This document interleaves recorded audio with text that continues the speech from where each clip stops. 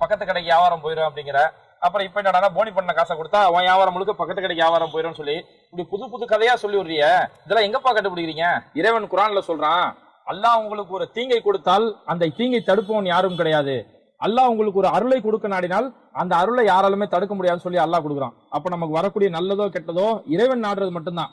நீ கடையில ஊதவத்தி கொடுத்து கல்லாப்பட்டு நிறைய காட்டினாலும் சரி, எந்தெந்த பொருளை காட்டினாலும் சரி, இறைவன் என்ன நாடி இருக்கானோ அதுதான் உனக்கு வந்து சேரும். அதனால நம்ம என்ன செஞ்சாலும் ஏது செஞ்சாலும் இறைவன் நமக்கு நம்ம பிறக்கிறதுக்கு 50,000 வருஷத்துக்கு முன்னாடி நமக்கு தீர்மானிச்சிட்டான். உனக்கான வாழ்வாதாரம் என்னன்னு தீர்மானிச்சிட்டான். அதுதான் உனக்கு வந்து சேரும். அதனால இது மாதிரி மூட நம்பிக்கை எல்லாம் பண்ணாம அன்னைக்கு நம்ம வியாபாரம் செய்யும் போது 5 நேர தொழுகையோட பிஸ்மில்லான்னு உன்னோட வியாபாரத்தை ஆரம்பி, பரக்கத்தான வியாபாரம் கிடைக்கும். இது மாதிரி மூட நம்பிக்கை எல்லாம் பண்ணாம அன்னைக்கு நம்ம வியாபாரம் செய்யும் போது 5 நேர தொழுகையோட பிஸ்மில்லான்னு உன்னோட வியாபாரத்தை ஆரம்பி, பரக்கத்தான வியாபாரம் கிடைக்கும். பிஸ்மில்லாஹ்.